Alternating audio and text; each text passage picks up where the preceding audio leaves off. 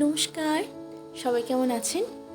তন্মার ব্লগে আপনাদের সবাইকে স্বাগত জানিয়ে শুরু করছি আমার নতুন একটি ব্লগ। আজকে রবিবার 14 তারিখ। বাবার সাথে সকাল সকালই বেরিয়ে পড়েছি, যাব আসানসোল। আজ আর ছেলেটাকে ঘুম থেকে তুলিনি জানেন। এমনিতেও ভোরবেলাও ওঠে না, ওঠার আগেই আমি বেরিয়ে পড়েছি। নাহলেও আমাকে রেডি হতে দেখলে কাঁদতে শুরু করতো। এই প্রথমবার ছেলেটাকে ছেড়ে এতক্ষণের জন্য যাচ্ছি। মন না চাইলেও সেখানে আমার না গেলেই নয়। কথায় কথায় তো বলতেই ভুলে গেছি যে আমি কী কারণে যাচ্ছি। আগের দিন আপনাদের বলেছিলাম না, একটি দায়িত্ব পড়েছে, সেই দায়িত্ব পালনেই যাচ্ছি।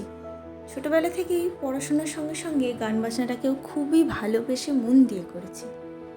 একদিন ছোটো থেকেই যেই কেন্দ্রের আন্ডারে আমি পরীক্ষা দিয়ে এসেছি, গানের পরীক্ষা, সেই কেন্দ্র থেকেই আমাকে আজকে পরীক্ষক হিসেবে পাঠাচ্ছে। এই বড় বড় বিল্ডিংগুলো দেখলেই যেন মনে হয় বিল্ডিংয়ের ছাদে উঠে পড়ি, উঠলেই আমি আকাশটাকে ছেড়ে ফেলতে পারবো। আমি এখন যাচ্ছি আসানসোল শ্রীপল্লীতে পরীক্ষা নিতে। একটি ছোটোদের স্কুল আছে, সেই স্কুলে পরীক্ষা নিতে। চলুন যাই, গিয়ে আপনাদের বাকিটা দেখাচ্ছি। ওখানে মাস্টারমশাই বলেছিলেন শ্রীপল্লী কালী মন্দির আছে, সেখানে এসে দাঁড়াতে। কালী মন্দিরেই যাচ্ছি, সেখানে গিয়ে ওনার জন্য অপেক্ষা করব, ওনাকে ফোন করব, উনি আসবেন, এসে আমাদেরকে গন্তব্যস্থলে নিয়ে যাবেন। এই যে মাস্টারমশাই এসে গেছেন, এবার উনি আমাদের রাস্তা দেখিয়ে নিয়ে যাচ্ছেন।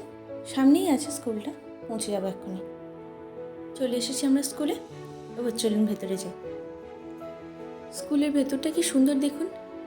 এগুলো দেখে আমার বাচ্চাবেলার কথাগুলো মনে পড়ে গেল। কি সুন্দর দেখুন, গোটা ক্লাসরুমটা জুড়ে ছোট ছোট বাচ্চাদের কি সুন্দর সুন্দর হাতের কাজ।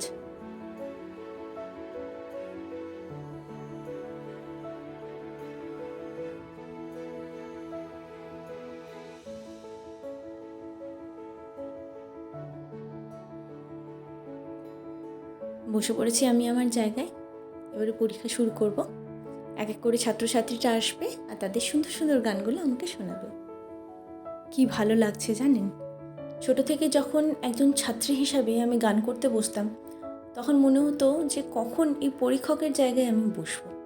আদৌ কি কোনোদিন বসতে পারবো? আজকে আমি সত্যিই বসতে পেরেছি। এটা আমার কাছে অনেকটা বড় পাওয়া, আমার অনেক বড় একটা স্বপ্ন পূরণ।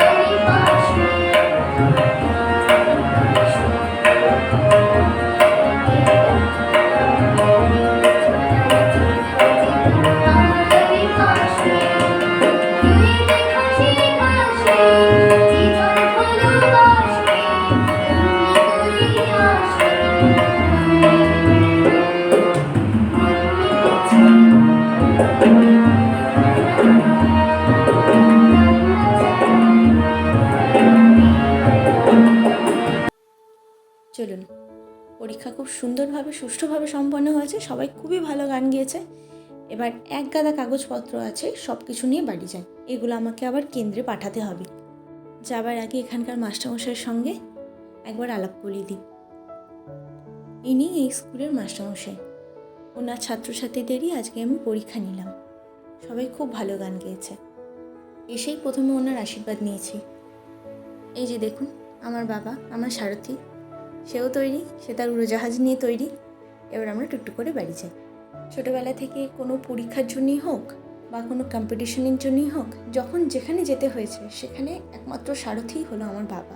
ছেলেটাকে কখন ছেড়ে এসেছি জানেন, আর ভালো লাগছে না।